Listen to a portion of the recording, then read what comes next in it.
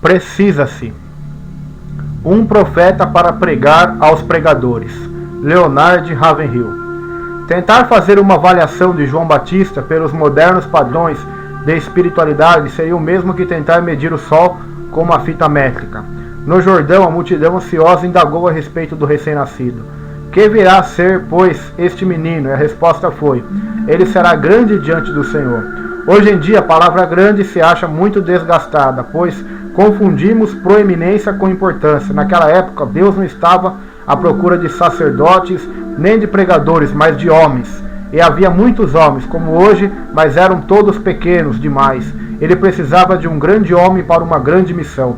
João Batista possuía pelo menos um atributo que o qualificava para o sacerdócio, mas tinha todos os requisitos necessários para tornar-se um profeta. Antes de sua vinda, o povo vivera 400 anos de trevas, sem um raio de luz profética.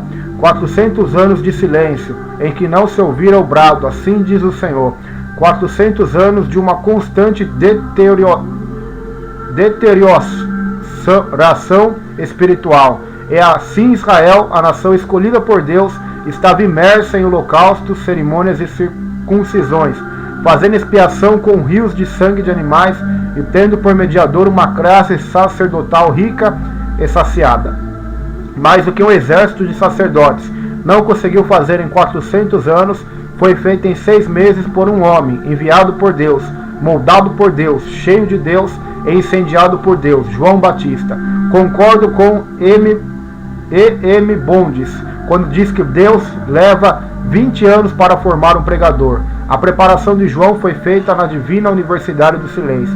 Deus matricula nela todos os seus grandes homens. Embora Cristo tenha feito sua interpelação a Paulo, um fariseu orgulhoso, legalista, de intelecto privilegiado e linhagem invejável, na estrada de Damasco, ele precisou passar 3 anos na Arábia para se esvaziar de tudo isso e desaprender o que aprendera, para que finalmente pudesse afirmar: Deus revelou-se em mim. Deus pode preencher num minuto o que nós levamos anos para esvaziar. Aleluia. Jesus disse: ide, mas também ordenou: permanecei até que aquele que resolver passar uma semana fechado num aposento, a pão e água, sem nenhuma leitura a não ser a Bíblia, sem companhia alguma a não ser a do Espírito Santo, ou sofrerá um colapso nervoso ou terá tal experiência com Deus que sua vida e ministério serão revolucionados.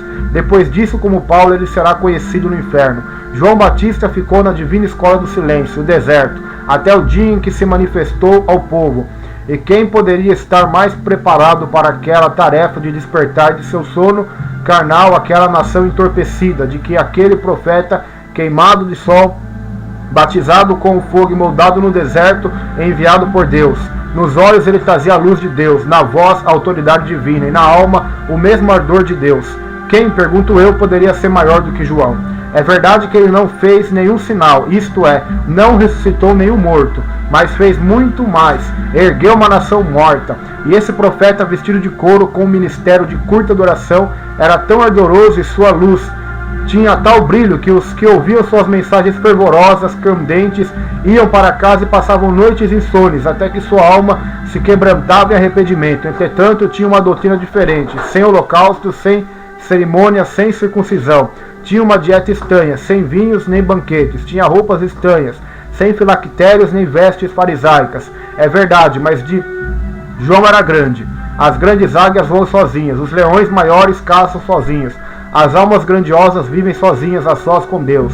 É muito difícil suportar tal solidão. É impossível apreciá-la, a não ser acompanhado de Deus. Realmente João conseguiu ser grande. Ele foi grande em 3 aspectos. Grande na sua fidelidade ao Pai, preparou-se durante tanto tempo para pregar por tão curto período, grande em sua submissão ao Espírito, andava ou parava de acordo com as orientações dele, grande nas afirmações que fez sobre o Filho, apontando Jesus como Cordeiro de Deus, que tira o pecado do mundo, apesar de não ter se avistado com ele antes. João era uma voz. A maioria dos pregadores não passa de ecos, pois se prestarmos bem atenção, saberemos dizer quais os livros que andaram lendo, e notaremos que citaram muito pouco do livro. E hoje só uma voz, voz de um profeta enviado do céu para pregar aos pregadores, conseguiria despertar o coração dos homens. Só que tem coração quebrantado é capaz de levar outros ao quebrantamento. Irmãos, nós temos equipamentos, mas não temos poder. Temos ação, mas não unção. Barulho, mas não avivamento. Somos dogmáticos, mas não dinâmicos. Todas as eras têm iniciado com fogo, e todas as vidas, sejam de pregadores ou de prostitutas, vão findar em fogo. O fogo do juízo para alguns, o fogo do inferno para outros. Wesley diz o seguinte em um dos seus hinos: salvemos as almas do fogo do inferno, aliviando-lhes o tormento com o sangue de Cristo. Irmãos, temos só uma missão: salvar almas, e no entanto, elas estão perecendo. Pensemos nisso, existem milhões, centenas de milhões, talvez milhares de milhões de almas eternas que precisam de Cristo, e sem a vida eterna elas irão perecer. Ah, que vergonha para nós, que horror, que tragédia! Cristo não desejava que ninguém se perdesse. Irmãos pregadores, hoje há milhões e milhões de pessoas seguindo para o fogo do inferno, porque nós perdemos o fogo do Espírito. Esta geração de pregadores é responsável pela atual geração de pecadores. Diante das portas de nossas igrejas passam todos os dias milhares de pessoas que não foram salvas, porque ninguém lhes pregou, e ninguém lhes pregou porque ninguém as amou. Dou graças a Deus pelo grande trabalho que é realizado nos países estrangeiros. Contudo, é muito estranho que aparentemente tenhamos maior preocupação por aquelas que se encontram do outro lado do mundo do que as que moram do outro lado da rua. Apesar de todas as nossas campanhas e nosso evangelismo de massas, o número dos que são salvos se limita a centenas, enquanto que, se cair uma bomba atômica por aqui, irão aos milhares para o inferno. Não tem fundamento a afirmação feita por alguns de que a pecaminosidade atual não tem paralelo em outra época da história. Jesus disse o seguinte: assim como foi nos dias de Noé, será também nos dias do Filho do Homem. A descrição de como foi nos dias de Noé encontra-se em Gênesis 6:5. Viu o Senhor que a maldade do homem se havia multiplicado na terra, e que era continuamente mal todo o desígnio do seu coração. Então o mal era total, todo o desígnio era contínuo, continuamente mal. Era assim e assim é. Hoje o pecado está recebendo uma fachada de embelezamento, está sendo popularizado, entrando por nossos ouvidos, através dos rádios, pelos nossos olhos, através da televisão, do computador e das capas de revistas. Os membros da igreja se acham saturados das pregações e cansados dos ensinos que ouvem. Estão saindo dos cultos da mesma forma como entram, sem visão e sem fervor algum. Ó Deus, envia para esta geração 10.000 João Batistas, para arrancar os curativos que os moralistas e políticos colocaram sobre o pecado das nações. Assim como Moisés não pôde deixar de notar a sarça que ardia, assim também ninguém vai se enganar quando vir um homem em chamas. Deus vence um fogo com outro fogo. Quanto mais fogo houver nos púlpitos, menos pessoas haverá no fogo do inferno. João Batista foi um homem diferente, com uma mensagem diferente. Assim como o réu, acusado de assassinato, empalidece ao ouvir o juiz pronunciar a sentença, culpado, assim também aquele povo ouviu João clamar: arrependei-vos. E esse clamor ecoou nos recessos de sua mente, despertando lembranças, fazendo pesar a consciência e levando-o a buscar o batismo, dominados pelo terror. E após o Pentecoste, a pregação de Pedro, que acabara de receber o batismo de fogo do Espírito, abalou os ouvintes de tal modo que eles clamaram: que faremos, irmãos?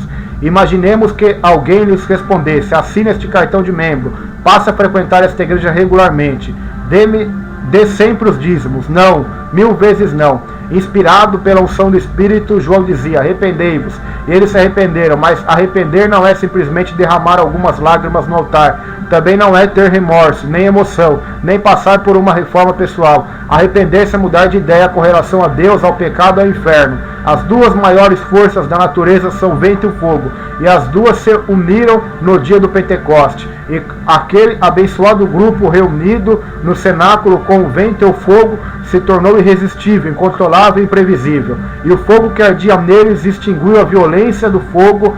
Dele saíram chamas missionárias, centelhas que incendiaram o coração de mártires e atearam o fogo do avivamento. Há cerca de 200 anos atrás, Carlos Wesley cantava: que o fogo sagrado possa começar a arder em mim, e queime a escória dos desejos vis, e os faça os montes ruir.